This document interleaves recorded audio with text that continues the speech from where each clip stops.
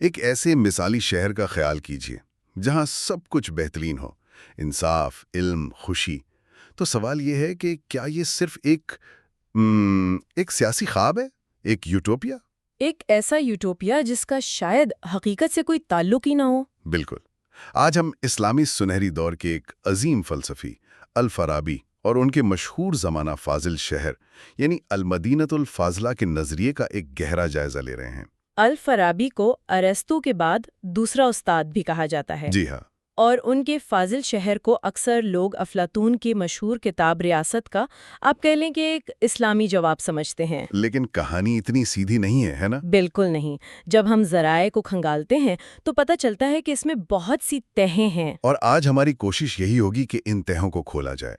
کیا الفارابی واقعی ایک سیاسی نظام کا کوئی خاکہ پیش کر رہے تھے، یا یہ اپنے دور کے سیاسی زوال پر ایک تبصرہ تھا؟ یا پھر جیسا کہ کچھ ذرائع اشارہ کرتے ہیں، یہ کوئی بالکل ہی الگ ایک روحانی اور مابعد الطبیعاتی حقیقت کا بیان تھا؟ چلیں شروع سے شروع کرتے ہیں۔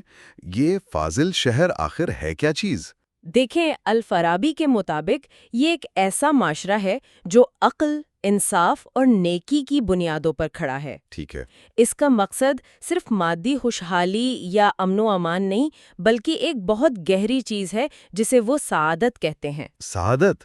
اسے صرف خوشی یعنی ہیپینس سے ترجمہ کرنا تو شاید ناانصافی ہوگی۔ بالکل، یہ دراصل انسان کی عقلی اور روحانی صلاحیتوں کا عروج ہے، اپنی ذات کی تکمیل کا احساس۔ اچھا۔ اور یہ صرف ایک فرد کا نہیں بلکہ پورے معاشرے کا اجتماعی مقصد ہے۔ یعنی یہ صرف اچھا محسوس کرنا نہیں بلکہ اچھا ہونا ہے، اپنی بہترین صلاحیتوں کے مطابق زندگی گزارنا۔ اور ایسے شہر کو چلانے والا بھی یقیناً کوئی عام انسان نہیں ہو سکتا، افلاطون کے فلسفی بادشاہ کی طرح۔ جی، تصور تو وہیں سے لیا گیا ہے، لیکن الفارابی اسے ایک نئی شکل دیتے ہیں۔ ایک اسلامی ٹچ۔ آپ کہہ سکتی ہیں وہ اس حکمران کے لیے 12 مخصوص خوبیوں کی ایک فہرست بناتے ہیں، اور یہ صرف ذہانت یا علم تک محدود نہیں۔ 12 خوبیاں؟ آج کل تو کسی امیدوار میں 2 اچھی خوبیاں مل جائیں تو غنیمت سمجھا جاتا ہے۔ الفارابی نے تو معیار بہت ہی اونچا رکھا تھا۔ ان میں سے کچھ پر نظر ڈالتے ہیں۔ مثلاً ہمارے ذرائع بتاتے ہیں کہ حکمران کی جسمانی صحت بہترین ہونی چاہیے۔ یہ تھوڑا عجیب نہیں لگتا؟ ایک فلسفی کے لیے جسمانی طاقت کیوں ضروری ہے؟ یہ ایک بہت اہم نکتہ ہے۔ الفارابی بہت حقیقت پسند تھے۔ وہ جانتے تھے کہ ریاست کے امور چلانے، فوج کی قیادت کرنے، ان سب کے لیے جسمانی طور پر مضبوط ہونا ضروری ہے۔ صحیح۔ ایک کمزور حکمران ریاست کو نہیں سنبھال سکتا۔ اس کے علاوہ وہ کہتے ہیں کہ حکمران کو اس کی گفتگو میں ایسی روانی اور وضاحت ہو کہ وہ اپنے خیالات عوام تک مؤثر طریقے سے پہنچا سکے۔ تو وہ صرف ایک مفکر نہیں بلکہ ایک کرشماتی لیڈر بھی ہو۔ اور انصاف پسندی کا بھی ذکر ہے۔ جی، اسے انصاف سے محبت ہونی چاہیے تاکہ وہ تمام شہریوں کے ساتھ برابری کا سلوک کریں۔ اور شاید سب سے مشکل خوبی، اسے دولت اور مادی چیزوں سے کوئی لگاؤ نہ ہو تاکہ اس کے فیصلے لالچ اور ذاتی مفاد سے پاک ہوں۔ بالکل۔ یہ چاروں خوبیاں مل کر ایک ایسی قیادت کی تصویر بناتی ہیں جو آج بھی اتنی ہی متعلقہ ہے۔ یہ سننے میں تو بہت متاثر کن ہے، لیکن یہاں ایک سوال پیدا ہوتا ہے، کیا یہ عملی بھی ہے؟ مجھے ان خوبیوں میں کچھ تضاد نظر آتا ہے۔ ایک جنگجو کا مزاج جو جسمانی طور پر مضبوط ہو، اور ایک منصف کا مزاج جو ٹھنڈے دماغ سے فیصلے کرے، یہ دونوں تو بالکل مختلف طبیعتیں ہیں۔ کیا ایک ہی شخص میں یہ سب کچھ جمع ہو سکتا ہے؟ آپ نے بہت گہری بات کی ہے۔ یہ اس ماڈل پر ایک اہم تنقید ہے۔ الفارابی شاید یہ سمجھتے تھے کہ ایک کامل انسان میں یہ تمام پہلو ایک توازن کے ساتھ موجود ہو سکتے ہوں، لیکن عملی دنیا میں ایسا شخص ڈھونڈنا تقریباً ناممکن ہے۔ اسی لیے جدید سیاسی نظام کسی ایک شخص کی خوبیوں پر انحصار کرنے کے بجائے اداروں، چیکس اینڈ بیلنس اور ٹیم ورک پر زور دیتے ہیں۔ وہ یہ مان کر چلتے ہیں کہ فرد غلطی کر سکتا ہے، اس لیے نظام کو مضبوط ہونا چاہیے۔ بالکل۔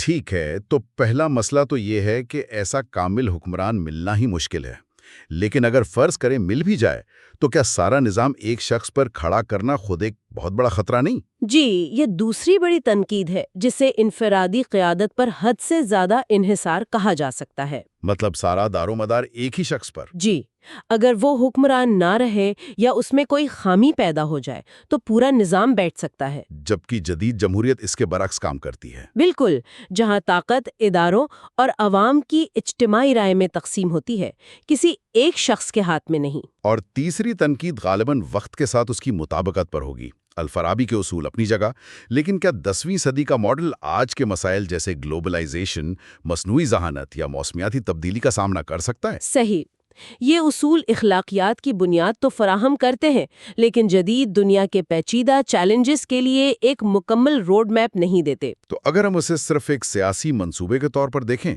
تو یہ خوبصورت مگر ناقابل عمل خواب لگتا ہے۔ جی، ایسا ہی لگتا ہے۔ لیکن یہیں پر کہانی دلچسپ ہوتی ہے۔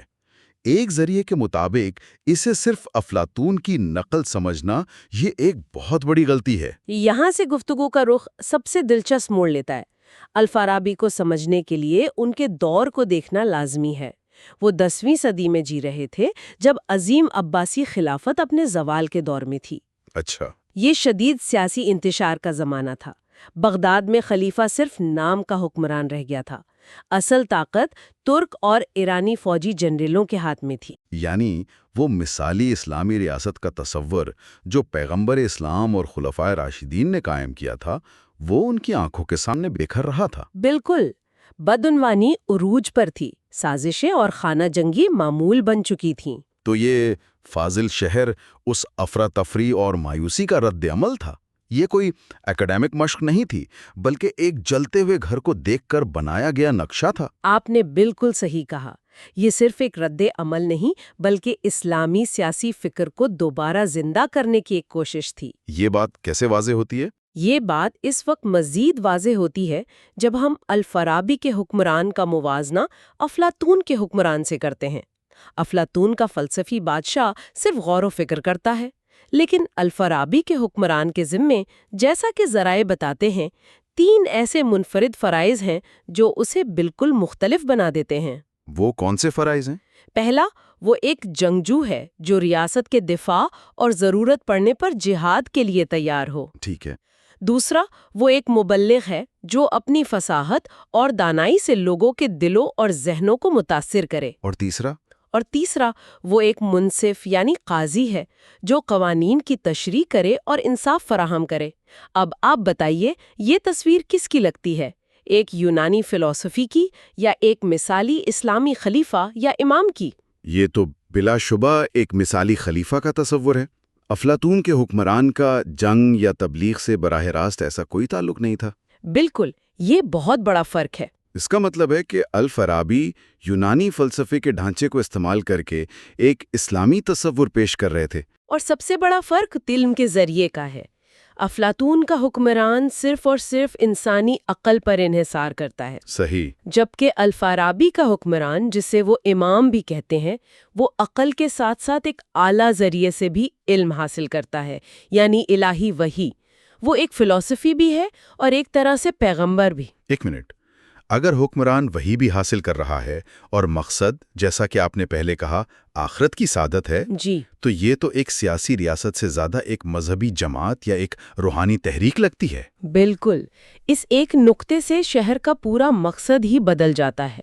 افلاطون کی ریاست کا مقصد اسی دنیا میں ایک منصفانہ معاشرہ قائم کرنا تھا، جبکہ الفارابی کے شہر کا مقصد، الفارابی کے فاضل شہر کا حتمی مقصد آخرت میں حقیقی اور دائمی سعادت کا حصول ہے۔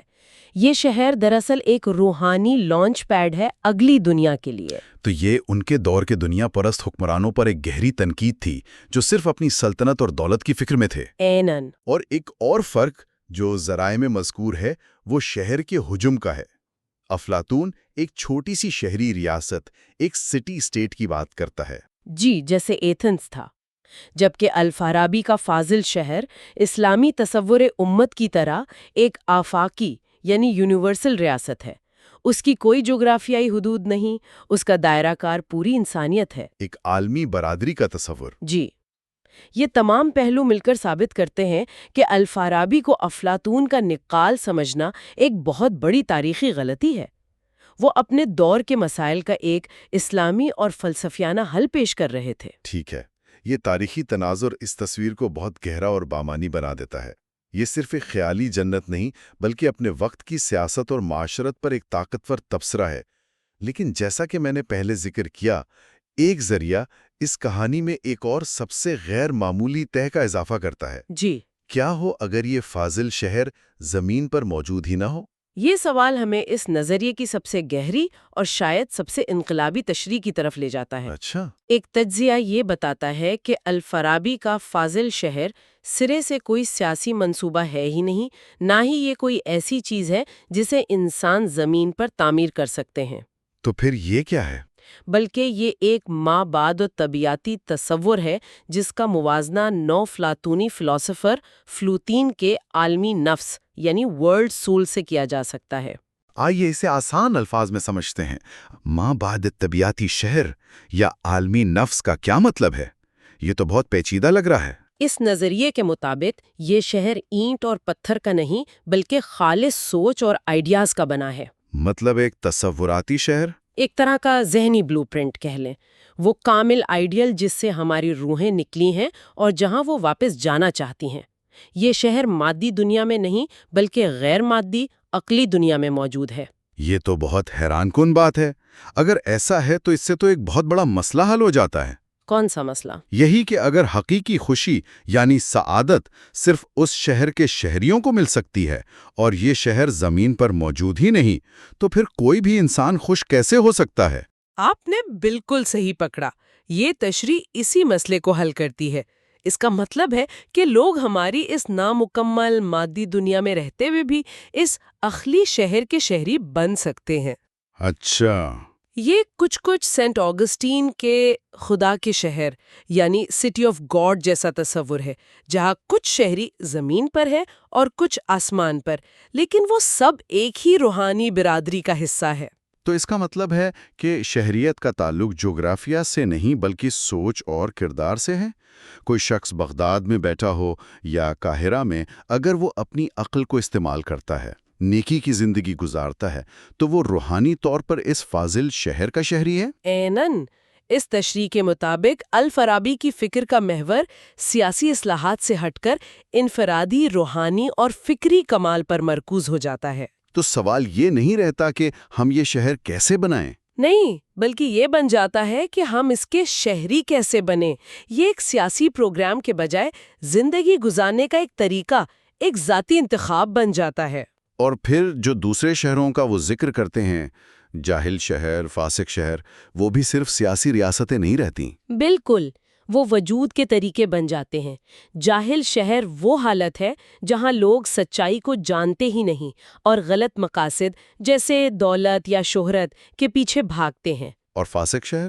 فاسق شہر اس سے بھی بدتر ہے، جہاں لوگ سچائی کو جانتے تو ہیں لیکن جان بوجھ کر اس پر عمل نہیں کرتے اور اپنی خواہشات کے غلام بنے رہتے ہیں۔ تو ان شہروں میں رہنا ایک روحانی حالت کا انتخاب ہے، نہ کہ صرف ایک جغرافیائی مقام پر ہونے کا نام۔ جی بالکل۔ یہ تو پوری بحث کا رخ ہی موڑ دیتا ہے۔ اس کا مطلب ہے کہ الفارابی شاید یہ کہہ رہے تھے کہ حقیقی تبدیلی باہر حکومتوں کو بدلنے سے نہیں بلکہ اندر اپنی روح کو سنوارنے سے آتی ہے۔ جی، یہ اس تشریح کا نچوڑ ہے۔ سیاسی نظام اہم ہے لیکن وہ صرف ایک بیرونی ڈھانچہ ہے۔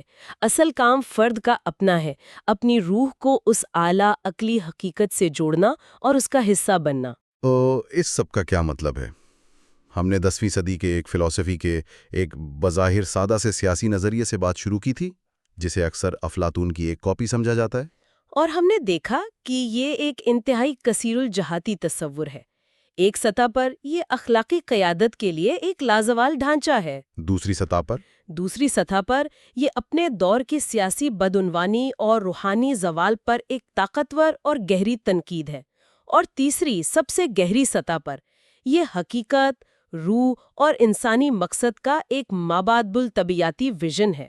الفارابی کا فاضل شہر کوئی ایک چیز نہیں ہے، یہ ایک ہی وقت میں ایک سیاسی ماڈل، ایک تاریخی رد عمل اور ایک روحانی منزل ہے۔ جی، یہ اس بات پر منحصر ہے کہ آپ اسے کس زاویے سے دیکھ رہے ہیں۔ یہ ذرائع ہمیں سوچنے کے لیے ایک آخری نقطہ دیتے ہیں۔ اگر ایک فاضل شہر کوئی ایسی جگہ نہیں جسے ہم اینٹ اور گارے سے تعمیر کریں، بلکہ وجود کی ایک ایسی حالت ہے جس کے شہری ہم علم اور نیکی کے ذریعے بن سکتے ہیں۔